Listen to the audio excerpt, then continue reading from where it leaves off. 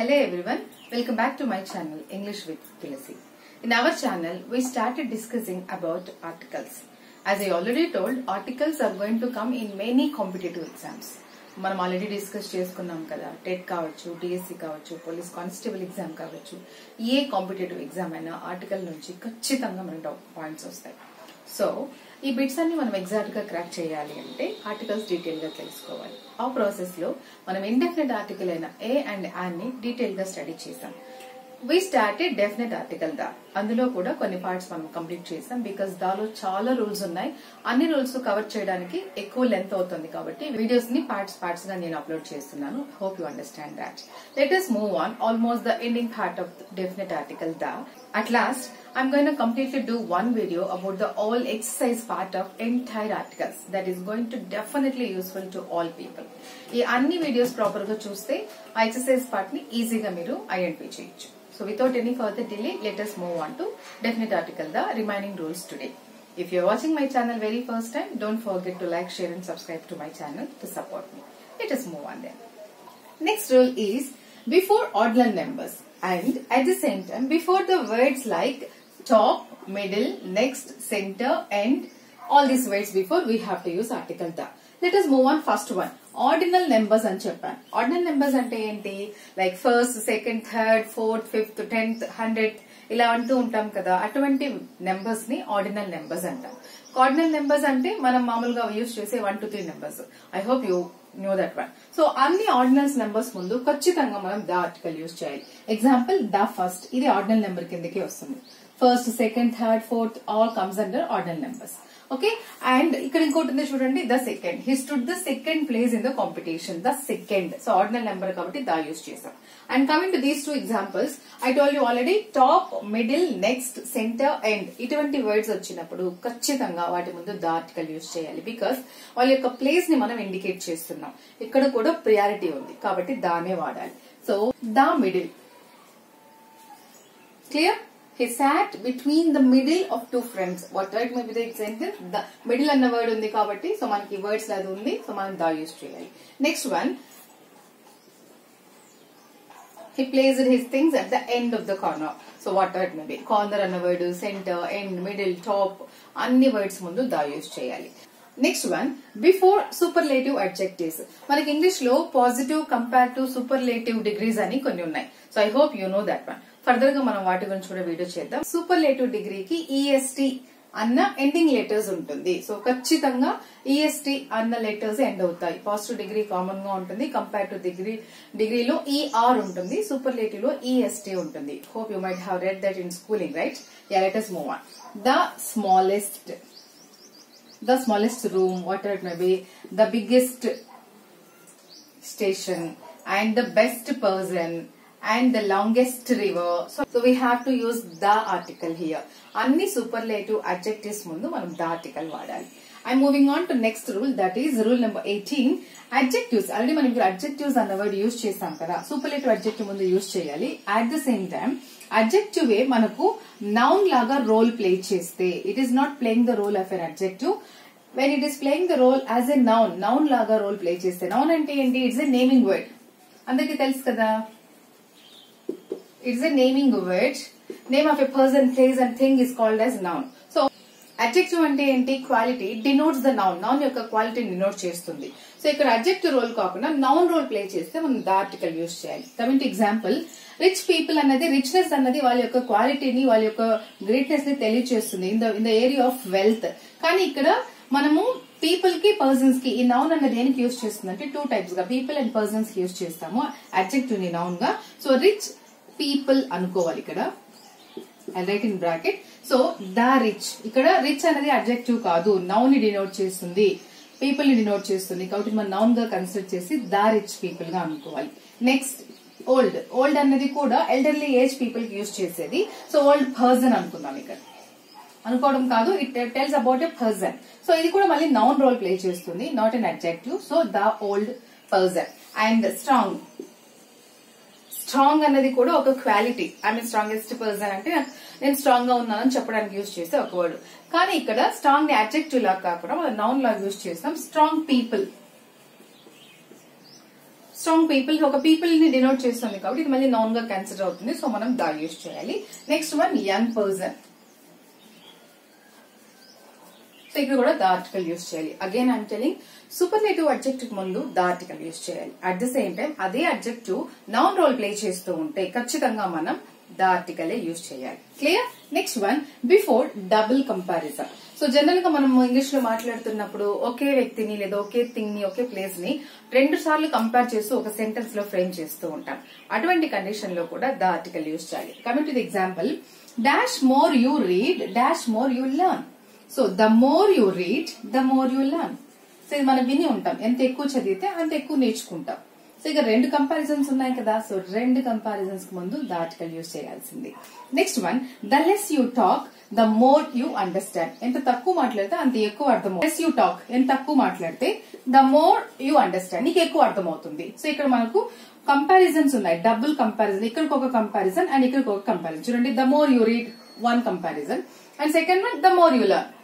ఎంత ఎక్కువ నువ్వు చదివితే అంత ఎక్కువ నీకు అర్థం అవుతుంది, ఎంత తక్కువ నువ్వు మాట్లాడితే అంత ఎక్కువ నీకు అండర్స్టాండ్ అవుతుంది. ఓకే, సో డబుల్ కంపారిజన్ ముందు కూడా మనము ద ఆర్టికల్ ని 2 times ప్లేస్ చేయాల్సింది. And next one is rule number 20. An ordinary person or place is compared with a great person or place.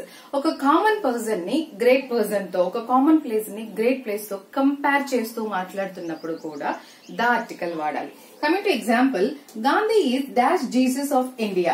అంటే జీసస్ క్రిస్టియానిటీలో they treat him as God. Of course he is considered as God to them. Okay, coming to here, Gandhi is not god, he is a human being, right?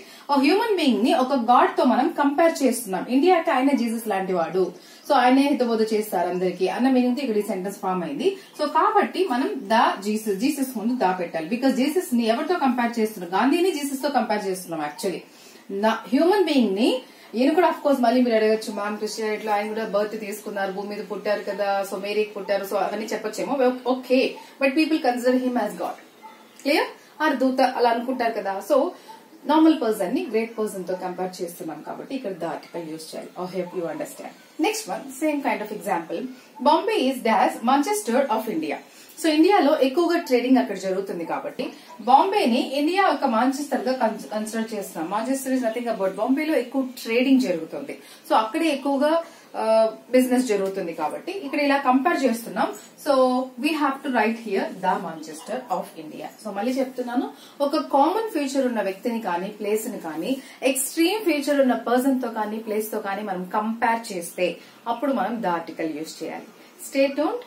Few more rules are there. Let us discuss even that today. Let us move on the last segment of definite article the with few more rules and examples. Next rule is before singular noun when it represent whole class.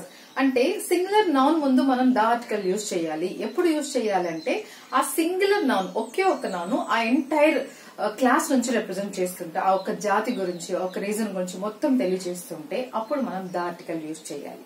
Example, dash rose is a beautiful flower. So rose అనేది singular నౌనే, but ఇక్కడ మనం ఒక్క రోజు గురించి మాట్లాడడం లేదు, general గా అన్ని రోజెస్ బ్యూటిఫుల్ గా ఉంటాయి. అంటే ఇప్పుడు రోజ్ యొక్క ఎంటైర్ ఆ జాతి మొత్తాన్ని గురించి తెలియజేస్తున్నాం అనమాట.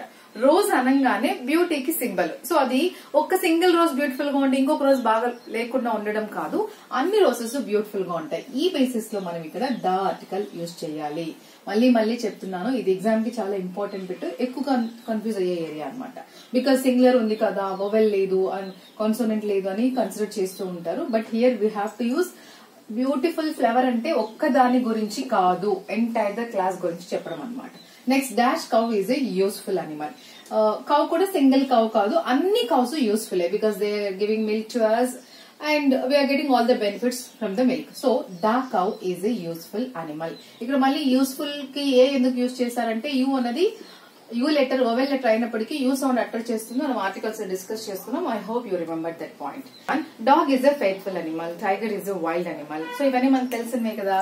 సో ఒక డాగ్ కాదు, ఎంటైర్ ద డాగ్, ప్రతి డాగ్ జాతిని మనం చెప్తున్నాం, అవి చాలా ఫెయిత్ఫుల్ గా ఉంటాయి. అండ్ టైగర్ అనేది ఫెరోషియస్ గా వైల్డ్ గా ఉంటుంది. So that here I hope you got understand this point. ఒక్క దాని గురించి కాదు, ఎంటైర్ ద క్లాస్ గురించి డిస్కస్ చేసి ద ఆర్టికల్ యూజ్ చేయాలి.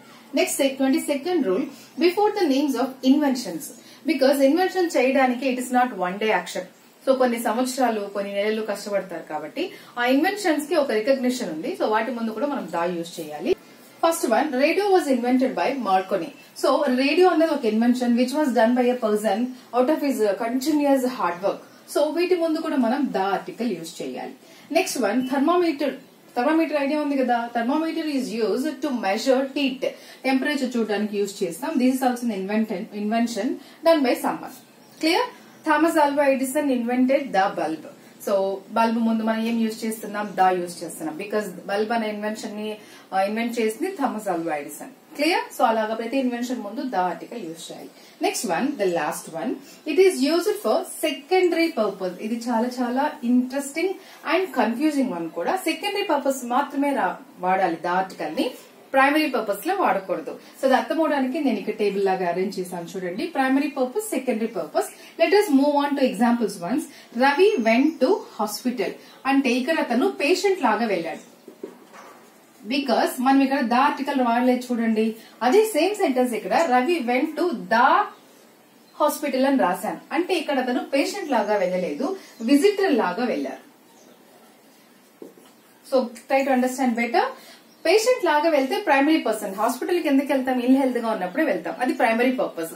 ఇల్ హెల్త్ గా ఉండి ట్రీట్మెంట్ తీసుకోవడానికి కాకుండా ఎవరైనా పేషెంట్స్ ఆల్రెడీ ఉంటే వాళ్ళని చూడడానికి వెళ్తే అది సెకండరీ పర్పస్. అంటే ప్రైమరీ పర్పస్ గా అతను వెళ్ళట్లేదు. సెకండరీ పర్పస్ గా వెళ్ళినప్పుడు మాత్రమే ద ఆర్టికల్ యూజ్ చేయాలి. మేము చెప్పుకున్నాం కదా, ద ఆర్టికల్ సెకండరీ పర్పస్ లో మాత్రమే వాడాలి, ప్రైమరీ పర్పస్ లో వాడకూడదు.